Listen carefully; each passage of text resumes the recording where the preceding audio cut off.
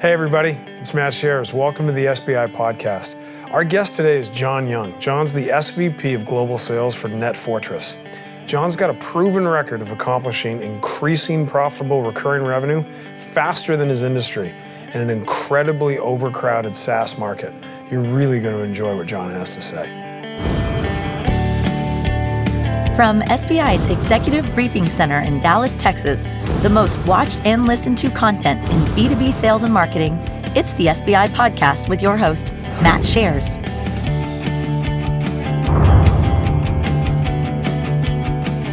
Welcome to the SBI podcast, a weekly show dedicated to helping you make your number. Today, we are going to demonstrate how to link the company objectives to sales rep targets through quota setting. Yes, so why this topic? If there ever was a hot button, it's quota setting. You think about it, a company's revenue goal needs to be intelligently allocated to divisions, regions, districts, territories, and all the way down to the reps. Unfortunately, it rarely is. Quota attainment, which is a metric tracked by just about every sales team I know, often lies to executives. So, reps who make quota do so because their quota expectation was based on the potential of a sales territory. Reps who miss quota do so because their quota expectation was not based on the potential of the assigned sales territory. So we're going to jump into that today. My name is Matt Sharrers. I'm the CEO of SBI, and I am your host. Joining me in the studio is my beloved co-host, Melissa Valdez. And Melissa's here to point you to a few resources to advance you along the way to making your number. Matt, people lie about their quota? Just one time. Just once, I'm sure. Just one time. Well, it's never happened before. Well, I'm happy to be here, and thank you, John, for being here, and welcome to our listeners. Yes, always good to have people in studio. And joining us is John Young. And John is the Senior Vice President of Global Sales for NetFortris. So John, welcome to the show and welcome to the studio. It's great to see you in person. Thank you. Great for having me. Yeah, so why don't you tell the audience a little bit about you and how you ended up in the SVP role? So I started out as a lowly channel rep in the trenches. So I understood, how to sell into the channel as things got going. I was shown that I can do. So as those that can do get more to do. Yep. I went up the ladder to director, to VP of channels, VP of sales, and then SVP. So I've seen it from the sales rep perspective and the executive perspective for 11 years with this company now. Wonderful. And John, I think as I hear about fun facts, you actually used to be the president of your fraternity. Is that? I did. Is that correct? I was. So audience members, what that means is here in the studio, we have a bar. So depending on how things go with John, if the interview goes sideways, beer pong right out front. So Melissa, I think the audience might want to follow along. So anything you can do to help them with that? That, I would like to see the beer pong for sure. Yes. Yes, if you'd like to follow along, please do so in the 2018 How to Make Your Number workbook. We will be in the sales strategy section. Phase 11, quota setting, and that is on page 391. Awesome. So, John, by way of context, talk a little bit about what NetFortris does, and then we can jump into this topic of quota setting, just so the audience So members NetFortris, can what we do is we're a business communications company. We provide hosted voice, network, telecom services. We help businesses communicate better. Okay. We help them do what they do, but better. Okay. We allow them to integrate their companies into their communication system, and we provide a quality service there. And if memory serves me correct, it's 100% SaaS. Is that correct? About 95% SaaS today. Wow. All right.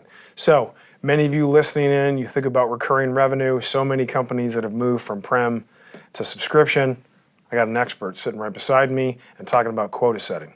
So let's jump into it. So I guess, John, the first question is, does your quota setting process link the company's objectives all the way down to the individual rep objective? They do. So what we do is, since we're a private company, we get what's called board targets. We love those. We love the board targets because they kind of tell us what we need to do and how we need to structure sales. God bless the board. Yeah, God bless them. The good news is we have a great relationship with the C-level team and the board. So along the way, it's not a surprise. We're communicating about the business, the outside influences, and what that target will be. It's not just thrown on the desk and say, here you go, make the number. We actually communicate along the way with best practices, how we're going to structure. So beginning in Q3 here shortly, we will be talking about 2018 and what that looks like. So all the way down to the reps. We look at the divisions inside the company, the different channels, and we structure that appropriately. So if I'm hearing you correctly, so number one, starting in Q3 relative to the strategic planning process, starting to cascade top down, do you do some form of bottoms up to sort of avoid the classic peanut butter spread where people say, we got a $100 million revenue target, and I got 100 million, and I got 100 reps, and I'm just going to divide, and everybody gets the same quota because that's easy and the math works. So talk a little bit about how you rationalize that and contrasted with the typical peanut butter spread that we see. And so we run our company a little differently. We have channels, we have direct business, we have channel business, we have our inside account management teams.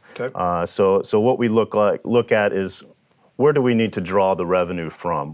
What's going to drive our business in the coming year and our revenues? And we look at our new logo business. It may have a different value attached to it versus the account management team who are managing accounts. So we'll take a look at who's on those teams, how we need to evaluate the personnel, and then we'll assign it that way. So the peanut butter spread approach doesn't work for us because everyone performs a different function inside our business to drive revenue. So for the audience then, John, if I'm playing it back to you, if the new logo team has a bookings number, and let's say I'm a new logo rep and I've got to go, do $1 million in net new bookings, and the customer success team may have a renewal number, but the relative weighting in terms of what you're putting on those quotas are different, sort of based on company objectives and what the board feels is going to drive enterprise value. That's right. That's exactly right. Yep. So for those listening, if you think about that methodology and tying it back to enterprise value, right? Shareholders, that's what they care about, regardless of your capital structure, whether you're private or whether you're public, it's driving enterprise value. So the methodology that John and his team are able to do is very sophisticated. That's an emerging best practice. But also linking that all the way down to a rep. Why? Because for 11 years that SBI's been around, we've learned that salespeople care about 4 things. And every year we do our annual research, the same 4 things. Now the order can vary, but the same 4 things pop up. And those things are leads, boss, quota, comp plan. So if I hand you a $5 million quota and you got a great comp plan, but you can't activate it, you're like, dude, who cares? That's right. Right? So on that topic, what factors, positive and negative, sort of influence how you guys think about, I guess, historical quota attainment and then forward-looking attainment as you think about a classic bell curve? Sure. So always we work with our marketing team and product team. If new products will be released, we can add that into our budget, say Q2. We know that a specific product is going to drive revenue. We can then increase quotas at that point if need be. We have to understand marketing budgets. Marketing budgets drive a lot in our industry with leads and how we obtain customers. So if marketing budgets are altered or we're going to add more budget, we can then allocate that to the reps appropriately. But through the year, we look at new partnerships. What new partnerships are we going to spin up during the year? How will that affect revenues from January to December? Are there any outside negative influences in the industry that might go on? Maybe we lose a partnership that we don't anticipate. That can be a negative, for the year as well, and we need to, find ways to come back in and fill that gap. There's always the fill the gap question inside the year. And so to take from that, I mean, have you guys moved to this concept of dynamic quota setting where either quarterly or at the half year mark, you'll reset and reallocate quotas? Or if you give me a quota Jan 1, if we're a calendar fiscal, that's my quota for the year? Well, we started out that way. It doesn't work that way, though. Our reps expect something to happen beginning of year, mid-year. We try not to, if at all possible, to reset quotas at the beginning of a quarter. It's usually half year or beginning of the year. And so our reps are trained to that. But there have been some outside influences that caused us to make changes mid-quarter even with a merger. Yep. You have new responsibilities, you have new targets, you have new products to sell. Yep. You can't sit on the same quotas that you had pre-merger. Yep. And if that happens mid-year, middle of a month even, you have to make Gotta do a changes. reallocation. Okay. Very good. So as we finish our first segment here, and John, that was great, we're going to take a quick break, and Melissa's going to share a tool that the folks in the audience can leverage. Yes, if you have ever wanted to see how you stack up against emerging best practices of market industry leaders, well, we have built something fantastic for you. It is a web-based self-assessment. It's called the SBI Revenue Growth Diagnostic. You can find it at sbi.tips/revenue growth diagnostic. If you're wondering how you're going to make your number for this year, this is a great tool that gives you a roadmap of how to do that. Awesome. Everybody needs a roadmap, so you can't say no to Melissa. Come on. So, folks, welcome back. You're listening to the SBI podcast. I am your host, Matt Sharrers. Today's guest is John Young, the Senior Vice President of Global Sales for NetFortris. And today, John and I are demonstrating how to link company objectives to sales rep targets through quota setting. So we're going to jump back into the questions. So, John, when I think, and when the audience thinks about quota setting, they think about qualitative inputs, quantitative inputs, data modeling to come up with something that is fair and that's achievable, that a sales rep looks, or a sales manager as a roll-up, and says, yeah, I can get this done. So talk about how you guys do that. Well, like I said, we have an approach where we're communicating throughout the year. So I think it'd be very hard for someone to come in off the street and say, here's your new comp plan. Because there's a lot of things that you have to take into account. Yep. Like, who are these people that are selling for us? What are their traits? What are they good at? What are they not good at? Are they in the right position? And being in the position that I'm in, I know my reps inside and out, so I can move people strategically. It'd be really hard to start from scratch and say, here's your comp plan, not knowing those factors. Because I think that's a really big factor in hitting your goals, is knowing who's helping you along the way hit those goals. But what we do is we look at historical numbers. We look at history. What does it tell us about the specific business this person will be performing this year? And then we try to say, okay, what's going to happen in this business next year? And then we assign the quota. We look at close rates from the last year. We look at sales cycle from the last year. We look at conversion rates from lead to opportunity to close. And so we take that into account and say, can we do it better this year? And in fact, at our company, we've been able to take close rates up multiple percentages, almost double-digit percentages, and that's helped us understand the people better, actually. So I love the backwards look, right? Backwards looking, forward looking, and the modeling that you do, and also some of the qualitative factors that, hey, if I'm a new rep and my conversion rates are lower, you still don't want me demotivated versus a 10-year rep who has been doing it, multiple President's Club performer. It's kind of like golf. You got to have a handicap system. If you're a 2 and I'm a 20 and we go play, you shoot 80, bad day. I shoot 80, lights out, right? That's right, exactly. So we've got to have a way to balance that.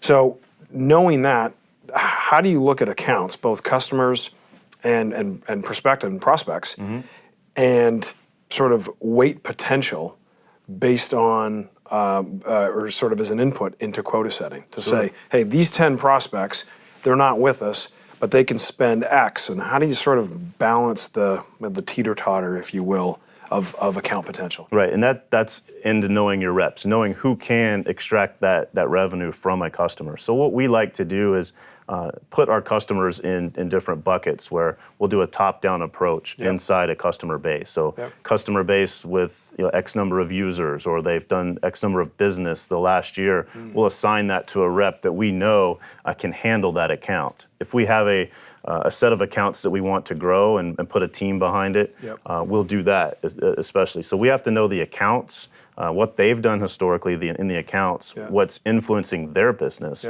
So if we have some high growth accounts, we'll put them with the right reps at the beginning of the year. That's when we like to do it. We can't always do that at that time, but we'll make sure that the right people are working on the right accounts. So audience, something for you to take from what John said, and I want to make sure I emphasize this. Being able to look at your patch, if you will, if it's North America, and have every territory broken down and say, this territory's got 5 million in potential, and this territory's got 7, and this territory's got 10. And then you've got a list of your salespeople, and you're matching best salesperson with best patch. In an ideal state, that's the direct match you have. You don't take the lower performing rep and say, we'll put them in a good territory. That's the wrong way to think about it. To be able to pull that off, you have to have account segmentation. You have to have that potential broken all the way down at the account level. And what John was articulating is, if I've got 37 accounts in my patch, and I've got a $1 million quota, we need to know, of that million I'm going to retire, am I going to get 200,000 from account 1, 100,000 from account 2, and there it goes. And that allows you to load balance. So John, that was a great demonstration. So I guess knowing that, how does the sales force react to that level of quota? Because there's never been a rep in the history of B2B selling that gets handed their quota at sales kickoff and says, this is really, really fair. Yeah. I think the company, you know what, I'm going to go see my boss, and I'm going to see if he can take this up, because I think it's too easy for me to hit my accelerators, and I want the company to have a fair shake. Let's raise your quota. Yeah. Can you raise my put my quota, hand up. please? So I need more. So how do you, you guys are obviously sophisticated in how you do this. How does the loop work relative to rep engagement and their sort of understanding that you guys are putting the level of science behind this that you are? Well, we engage with them all along the way. I started a few years ago informing the reps monthly about what they're good at. Reps think they're good at things. I wanted to tell them what they're good at. Like kids. Yeah, exactly. Yeah. Exactly like kids. Yeah. But it's just like stats in a sport. What do the stats tell me this guy is? Who is he? Not what does he look like? How does he present himself? But who is he? Yeah. So I started doing that a few years ago, like telling these reps who they are on paper, what they do the best. And that's been a big key for us in putting people in the right places. So when a rep comes and tells me what they're good at, I can say, you haven't shown me that you're good at that. Why would you say that? Wow, that's interesting. And it allows me to understand them better. It allows them to not try to get over on management, because it goes around to everybody. If you're the best at doing Q calls, I'm going to give you the most Q calls. If you're not good at cold calling, I'm not going to put you on cold calling. I'm going to put you on that specifically. Wow. And so I just I won't waste my time in this area. Now we need to grow people, but we also need to hit the numbers, and that helps me hit the numbers if I know who these guys are. I'm smiling because as human beings, we all lack a certain level of self-awareness. Mm-hmm. So I think if I came to work for you, I would need to have my armor on as you tell me all of the things I'm not very good at. So God bless your transparency. I'm going to stay right here. Yeah, there you go.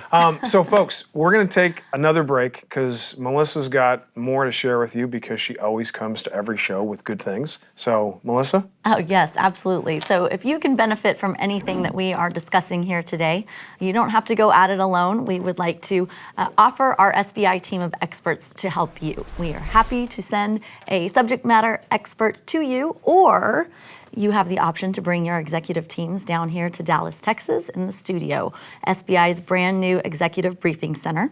And I think Matt mentioned the bar, so not only will we roll up our sleeves and get down and dirty in the trenches and work hard, but we can also relax and unwind at the end of the day. Gotta intersect, right? If you fun want, and work. you gotta have fun at work. Gotta have some fun. Absolutely. Right? So What's if you the want a work? feel for what we cover in these workshops, please go to sbi.tips/2018 workbook.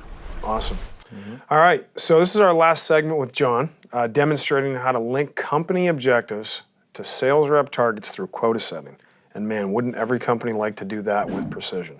So John, we're going to jump back into the questions. And before the break, you had mentioned about this level of self-awareness and transparency you have with the sales team in terms of communicating what people are good at, which I think it sort of seems, oh yeah, that makes sense, but a lot of people don't do that. Everybody gets their quota and off they go, and there isn't this sort of rapid circular motion of communication. So how do the reps, I guess, respond to that over time? And then when you guys do have a change, and there is a change or a merger or something happens in the business, like what's been the impact of that? Because quota setting is like an emotional thing, right? Is. I mean, and sales reps pay is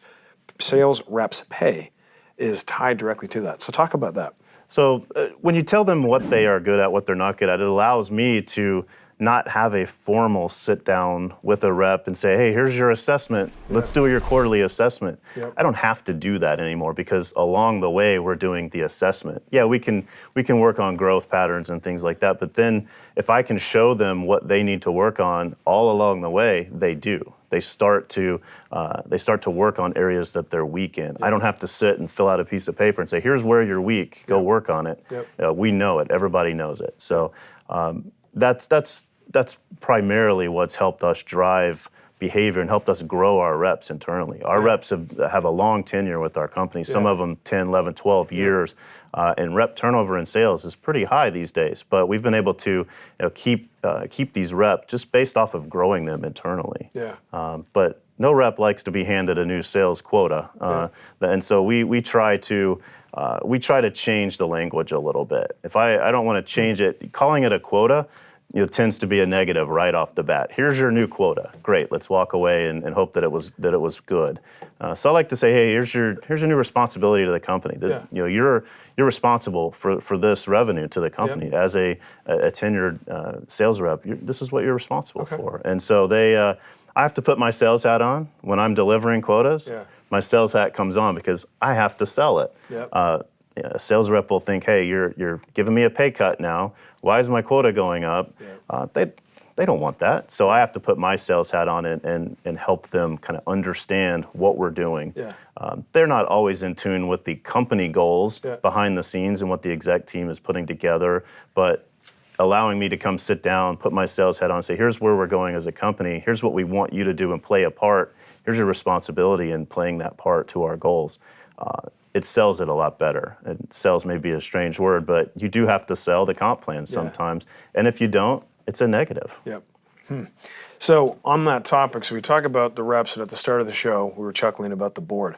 How do you get executive level buy-in? Because I would tell you, a lot of folks that are listening and watching are saying, okay, that's one piece, but I walk into the boardroom and I have to talk to that guy called the CFO and normalize and talk about quota and paying people. And CFOs are like really good at math, right? And sales guys typically aren't that good at math. That is correct. So how do you deal with executive buy-in?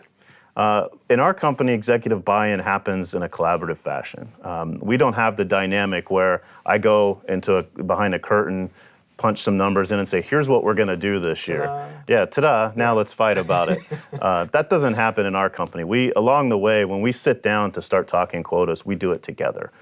We do the targets together. We talk about where we want to go. So we don't have that aha moment where it takes us the next 2 weeks of going back and forth in a negotiation. Because it's not a negotiation, it's a partnership. And that's a little bit different in how we've always done it historically in our company.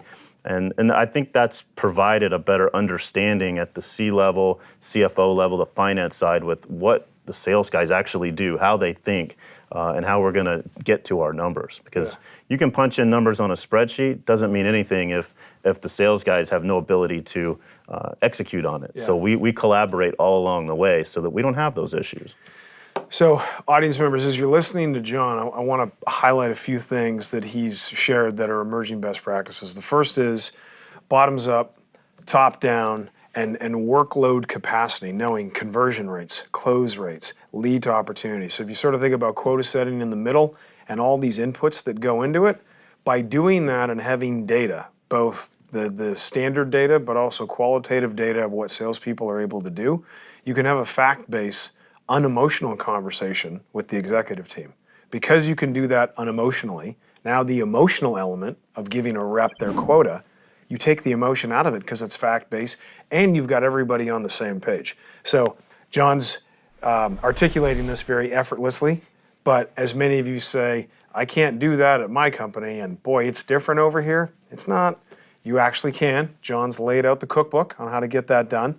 So I wanted to make sure that the audience can take that through. So John, on that point, how do you think about actually paying the team and the timing of those payments?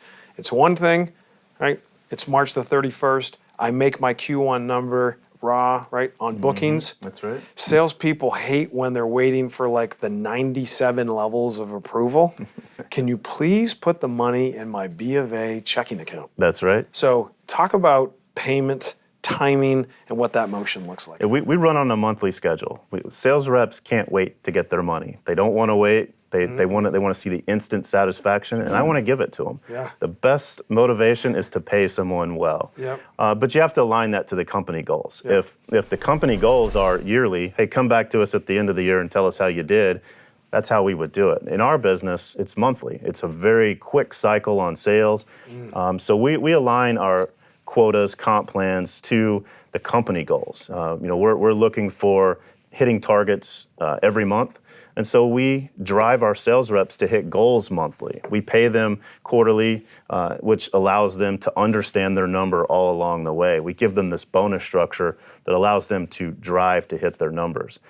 If the company's reporting monthly and you have a rep that has a yearly quota, that person's goals are out of alignment and they're not in the same schedule, not on the same cycle as everyone. The end of the month in sales, as you know, is the biggest time. It's the biggest crunch time. Doesn't matter what you're selling. If it's a monthly cycle, that last week of the month is where you drive people. Yeah. If you have someone who has a yearly quota and they get paid on a different cycle, you cannot drive that rep to that same momentum. Well, and folks, this is another great point John makes. What he talked about was the fact that their business has a velocity and has a monthly operating rhythm. That's right. So the sales reps are tied into the operating rhythm. But if you were in the big deal business and you were selling three or four outsourcing contracts per year as a sales rep, and you got to do, one deal a quarter, totally different motion. That's right. Totally different set of behaviors. So this linkage, which is what John has been demonstrating today at a high level, of company objectives down to rep targets via quota setting. Quota setting is the bridge that link those two together. So, John, I got to tell you, man, awesome demonstration. Appreciate you coming into the studio live. Yeah, good to see you. Good to see you. And what I would like to say on behalf of SBI is I appreciate the audience taking time to tune in. You have a choice where you allocate your time, your ears, and your eyes, and the fact that you would spend a little bit of it with us. We're very grateful for that. And before you go, Melissa's got one more thing for you. Yes, absolutely, Matt. And we echo that. And we want you to customize your SBI experience. So if you haven't done so already, go to salesbenchmarkindex.com/register. There you can select the topics of interest to you and when you want to receive content. So we won't spam you. Awesome.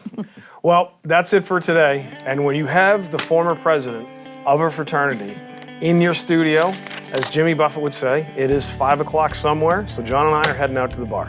Get it. Till next time, I wish you good luck as you try and make your number. This has been the SBI Podcast. For more information on the studio, SBI's Executive Briefing Center, our team, or to schedule a workshop, please visit salesbenchmarkindex.com.